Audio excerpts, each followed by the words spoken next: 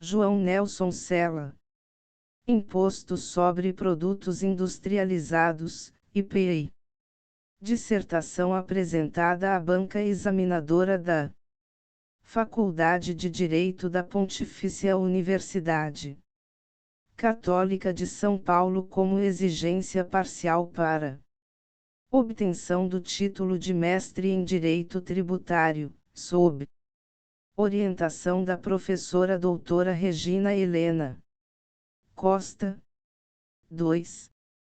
João Nelson Sela. Imposto sobre Produtos Industrializados, IPI. Seletividade e não cumulatividade. Dissertação apresentada à banca examinadora da Faculdade de Direito da Pontifícia Universidade Católica de São Paulo como exigência parcial para obtenção do título de mestre em Direito Tributário, sob orientação da professora doutora Regina Helena Costa. São Paulo. 2006. Agradecimentos à professora Regina Helena Costa, orientadora que se apresenta como fonte inesgotável de conhecimento, sempre expostos com maestria, aliados a valores que dignificam o ser humano, responsabilidade, paciência, respeito e humildade.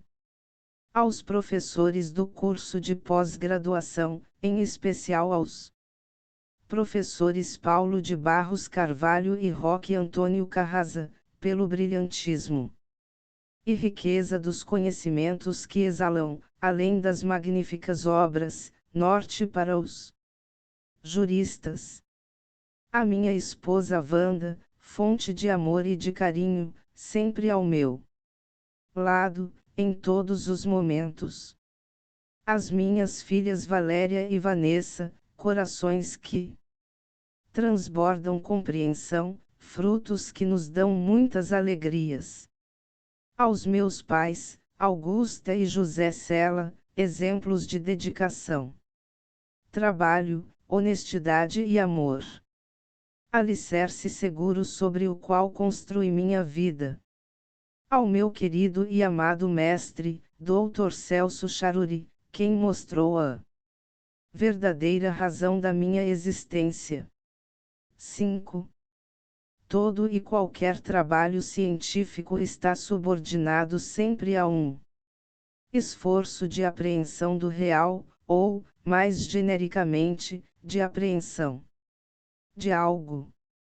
Se, porém, o conhecimento é próprio do homem, nem todos os homens conhecem da mesma forma, e o mesmo homem pode conhecer algo de maneira diversa. Reale, Miguel. Filosofia do Direito. 20 ed. São Paulo, ed. Saraiva, 2002, p. 63. 6. RISUMU. O presente estudo visa analisar as normas constitucionais da seletividade e da não cumulatividade do Imposto sobre Produtos Industrializados. IPI, tributo de competência da União, que pelas suas características, procura alcançar os ideais de justiça fiscal nos impostos indiretos. Por essa razão, seguimos inicialmente uma rota que entendemos obrigatória, que é da interpretação no direito tributário. Percorreremos o sistema constitucional tributário, apresentando um breve histórico do IPI, para chegarmos à sua regra matriz de incidência. Caminho que nos levará à seletividade e à não cumulatividade. Nesse percurso procuramos demonstrar que, diferentemente de como elas são tratadas pela doutrina, não são normas estanques. Ao contrário, estão intimamente ligadas e, para clareza de entendimento, devemos percorrer o caminho constitucional, ou seja, partiremos da seletividade para, finalmente, chegarmos à não cumulatividade. Essa atitude doutrinária, normas estanques, decorre da aceitação, pura e simples, de que o IPI substituiu o antigo imposto de consumo, também de competência da União. Procuramos demonstrar, entretanto, que essa substituição resultou para a União numa competência bem restrita, justamente em decorrência da norma constitucional de imposto seletivo em função da essencialidade do produto. Para nós, é um tributo novo com roupagem velha, assim, uma nova visão se abre. 7. Abstract.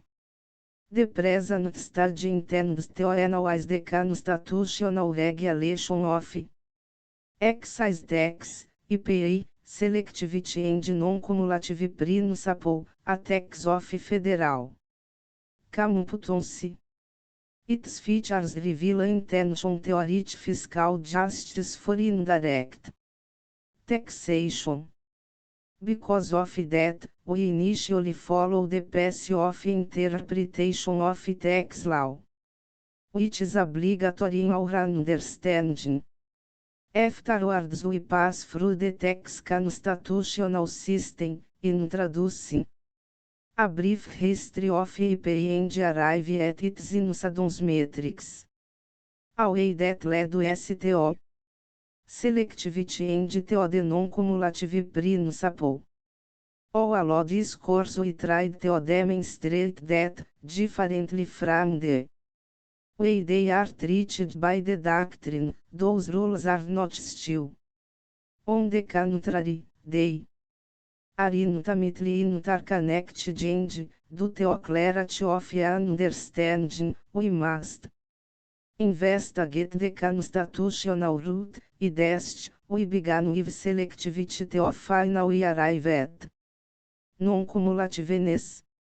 That indoctrinated attitude, still regulation, derives from the pure and simple acceptance that IPI has replaced the old tax on consumption, also of federal competency. Therefore, we intend to demonstrate that this substitution resulted in a much more restricted competency for the federal government, exactly as a consequence of the constitutional regulation of the selective taxation in function of the essentiality of the product. For us, this is new tax in dressing, and therefore, a new vision opens up. 91. Longa data pela doutrina, Jean Antônio Micheli, foi consagrada, em nosso direito positivo, pelo art. 110 do CTN.162. Com essas colocações, transcrevemos agora o parágrafo único art. 46 do CTN, que traz o conceito de produtos industrializados. Art. 46.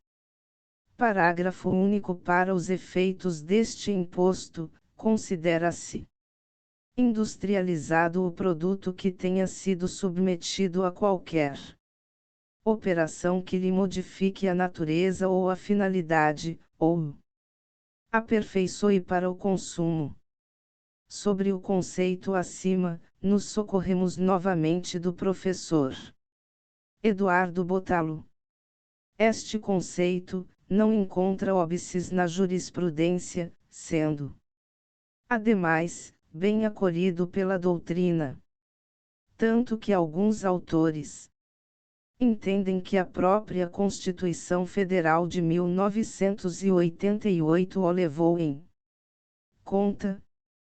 Portanto, pode-se assentar que um produto é industrializado, para fins de IPI, sempre que, mercê de uma operação física, química, mecânica ou técnica, adquire utilidade nova ou, de algum modo, se mostre mais bem ajustado para o consumo.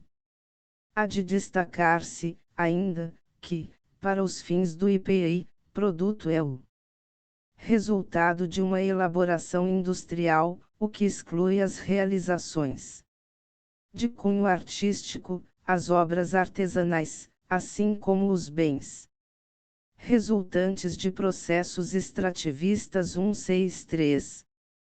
Registramos o equívoco em estabelecer-se como fato gerador do imposto, um dos critérios do enunciado hipotético, no caso, o temporal, que é a sua saída do estabelecimento, inciso 2º do artigo 46 do CTN. 162 Fundamentos, cit. p. 39. 163 Ibidem, p. 40. 92.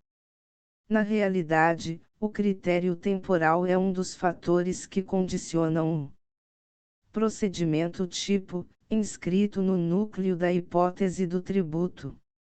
Isolando os critérios da hipótese, conforme ensinamentos do professor Paulo de Barros Carvalho, encontramos a. Critério material industrializar produtos, o verbo é industrializar e o complemento é produtos. B. Critério espacial em princípio, qualquer lugar do território nacional. C. Critério temporal. O momento da saída do produto do estabelecimento industrial. Quanto aos critérios da consequência, a. Critério pessoal sujeito ativo é a união e sujeito passivo o titular do estabelecimento industrial. B. Critério quantitativo a base de cálculo é o preço da operação, na saída do produto, e a alíquota, a percentagem constante da tabela 164. Vejamos agora outra hipótese: importar produtos industrializados. 4.3.2 Importação de produtos industrializados. A outra hipótese de incidência percute sobre a importação de produtos industrializados, prevista no inciso I do artigo 46 do CTN, constitui fato gerador do IPI. O seu desembaraço aduaneiro, quando de procedência estrangeira. Na importação de produtos industrializados, a regra matriz do IPI ficaria assim composta.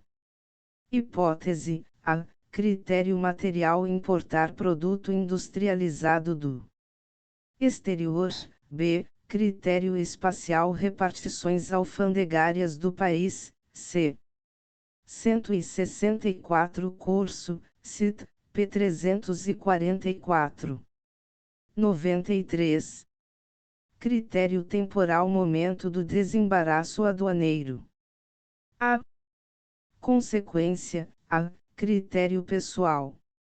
Sujeito ativo é a união e sujeito passivo o importador. B. Critério quantitativo a base de cálculo é o valor que servir de base para cálculo dos tributos aduaneiros, acrescido do montante desses e dos encargos cambiais devidos pelo importador.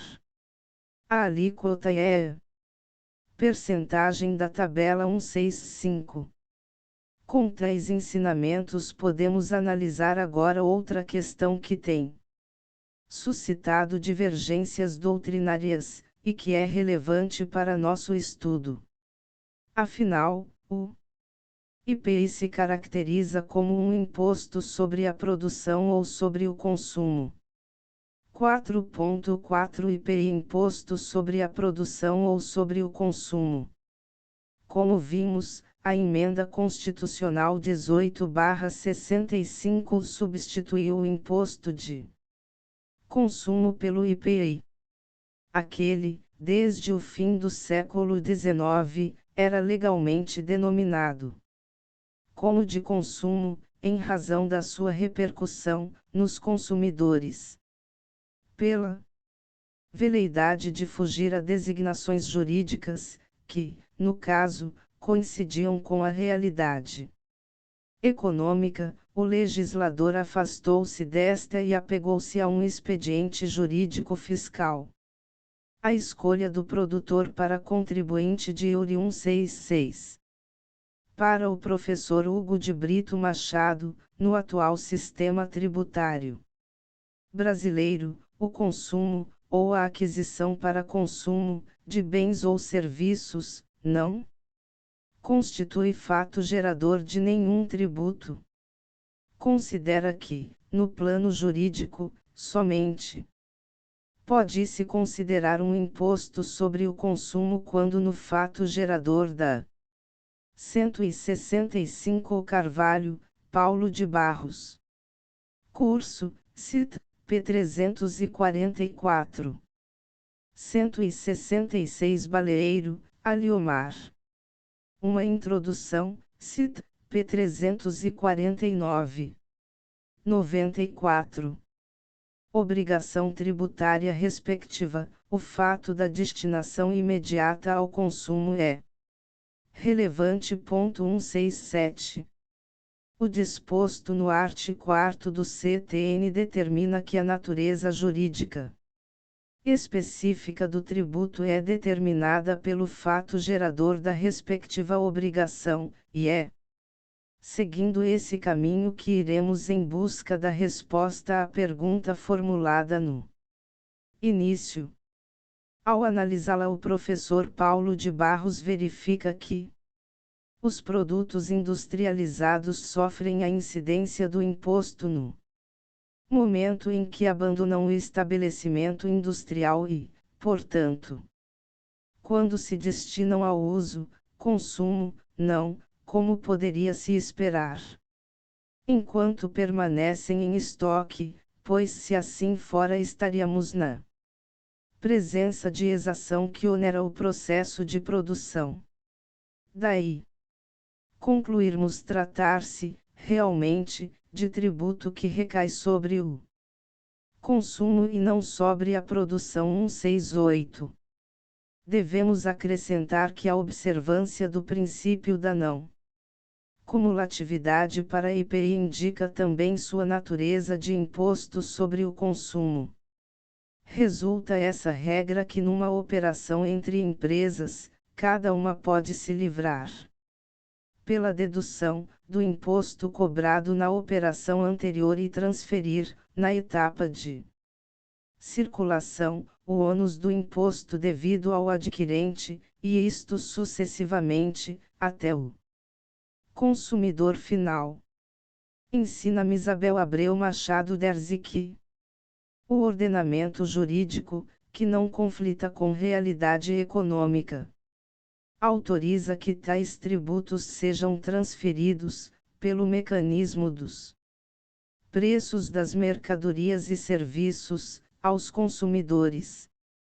Inexistente é 167 a estrutura atual da tributação sobre o consumo no direito brasileiro. Revista Fundação Getúlio Vargas. São Paulo. Número 201, p. 66, Julho/7.995. 168 Introdução ao estudo do imposto sobre produtos industrializados. Revista de Direito Público, São Paulo. Revista dos Tribunais, N11, p. 76, Ian/Mar 1970.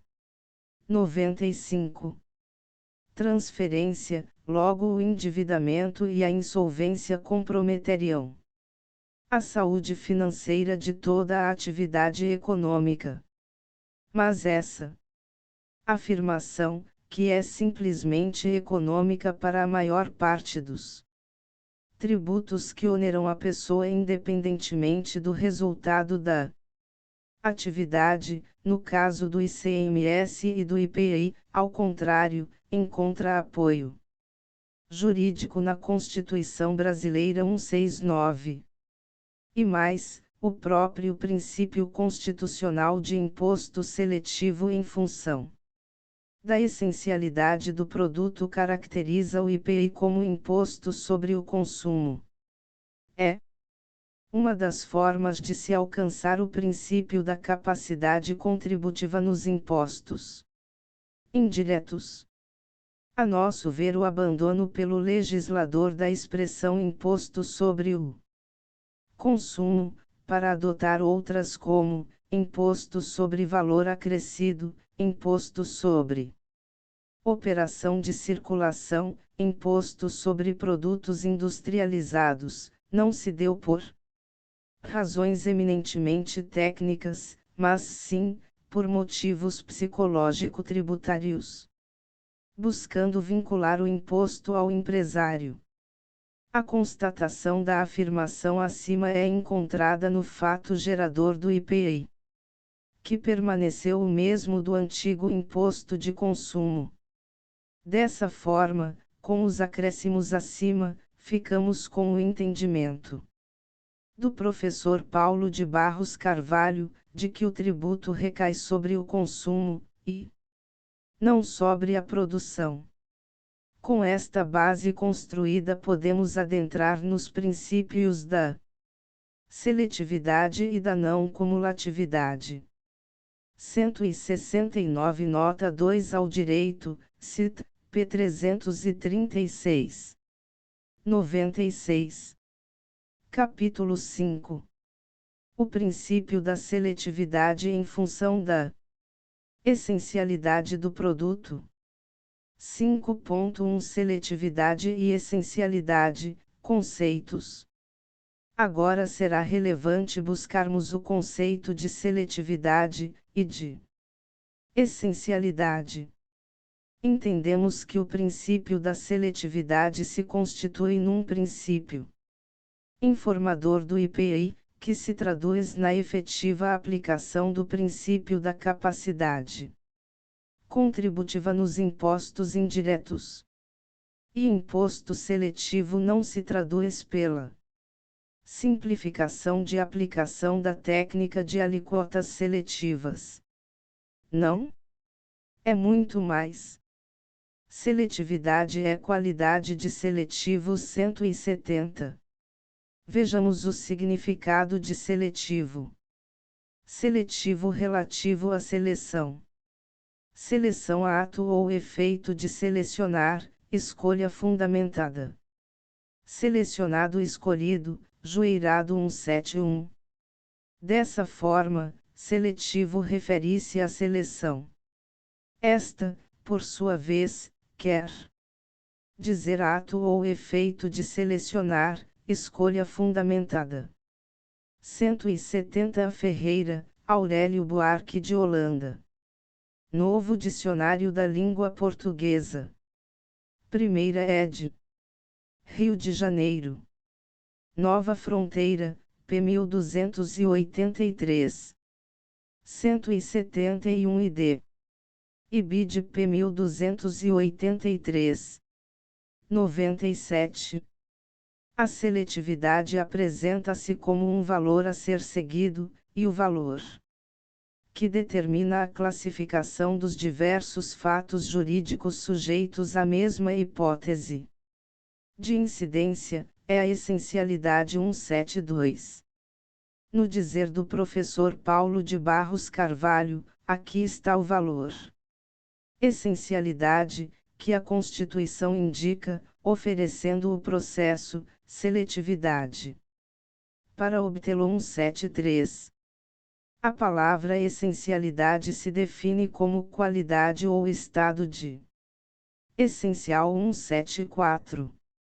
Essencial, por sua vez, vamos ficar com o significado de indispensável, necessário, importante 175. No campo tributário, essa ideia busca resgatar os remotos ideais dos filósofos gregos que pregavam o ideal de justiça distributiva, segundo a qual a Desigualdade remunera cada um consoante os seus méritos. 176. O professor Roque Carrasa afirma que o IPI, por decorrência da determinação de imposto seletivo, deve necessariamente ser instrumento de extrafiscalidade, estimulando a prática de operações necessárias, úteis ou convenientes à sociedade e, em contranota, onerando outras que não atendam tão de perto o interesse coletivo. 177. Para o professor Eduardo Domingos Botalo, a consideração do princípio da seletividade do IPI é normalmente associada à ideia de atendimento de 172 a respeito, ver o conceito de essencialidade como critério de tributação, de Henry Tilbury. São Paulo, in. Estudos Tributários, homenagem a Rubens Gomes de Souza, Resenha Tributária Limitada. 173 IPI Comentários sobre as regras gerais de interpretação da tabela NBM/SH, TIP/TAB. Revista Dialética de Direito Tributário. São Paulo, número 12, p. 52, 7996. 174 Ferreira. Novo Dicionário, CIT, p. 574. 175 ID. IBID p. 574. 176 Costa, Regina Helena. Princípio da capacidade contributiva. Terceira ed. São Paulo, Malheiros, 2003, p. 15. 177 Curso, CIT, p. 82. 98. Necessidades humanas, como alimentação, vestuário, medicamentos, habitação etc. As quais podem variar em função do tempo e do lugar. 178. Dentro dessas características, o IPI, como instrumento de extrafiscalidade em razão do valor essencialidade, visa a realização de objetivos de justiça fiscal. Agora acreditamos ser o momento oportuno para respondermos a seguinte indagação: afinal, essa espécie normativa disposta na nossa Constituição Federal, seletividade em função da essencialidade, deve ser considerada como um princípio ou uma regra. 5.2 Seletividade, princípio ou regra. Uma coisa é certa, a seletividade não mereceu o destaque da nossa doutrina, tal como a não cumulatividade. O professor Roque Antônio Carrasa se refere à seletividade como princípio, que tem por escopo favorecer os consumidores finais, que são os que, de fato, suportam a carga econômica do IPI e do ICMS. 179. Misabel Abreu Machado Derzi também se refere à seletividade do IPI como princípio. Afirma que a Constituição de 1988 obriga a seletividade do IPI, sendo muito restrita a discricionariedade do legislador. É que nunca tínhamos tido antes, ao mesmo tempo, o princípio da capacidade econômica a inspirar. 236. 25 Com a reforma, advinda com S. 18/65, o imposto sobre vendas e consignações foi substituído pelo ICM, se caracterizando como um verdadeiro imposto geral sobre vendas, não cumulativo e seletivo, com restrições. O antigo imposto de consumo foi substituído pelo IPI, imposto seletivo e não cumulativo. 26 A substituição do antigo imposto de consumo pelo IPI resultou numa competência à União mais restrita, em razão do princípio de imposto seletivo. Em função da essencialidade do produto. 27 Pela atual Constituição, podemos afirmar que o ICMS se classifica como um imposto geral sobre vendas e o IPI como um imposto especial, devendo recair sobre os produtos suntuários, pois seu consumo demonstra maior capacidade contributiva. 28 O ICMS é um imposto não cumulativo e seletivo. Quanto à não cumulatividade, sofre restrições, isenção e não incidência. Já quanto à seletividade, por ser um tributo de incidência genérica, a cláusula deve ser considerada como um dever absoluto, quando for possível classificar determinada mercadoria de primeira necessidade, semiluxo ou de luxo. 29 O IPI é, primeiramente, um imposto seletivo em função da essencialidade do produto e também imposto não cumulativo. Como disposto na CEF, funciona como complemento do ICMS, Imposto Geral, procurando atingir, em razão do princípio da seletividade, os produtos considerados suntuosos que, pelo seu consumo, indicam maior capacidade contributiva. 30 Podemos assim afirmar que, ao lado do princípio da capacidade contributiva, a seletividade também se constitui em princípio informador do IPI. 237. 31 Pela seletividade, em função da essencialidade do produto, procura-se alcançar o princípio da capacidade contributiva no IPI, tributo indireto. 32 O princípio da seletividade do IPI é também decorrência do princípio republicano e da generalidade da tributação, através do qual a carga tributária, longe de ser imposta sem qualquer critério, alcança a todos com isonomia e justiça.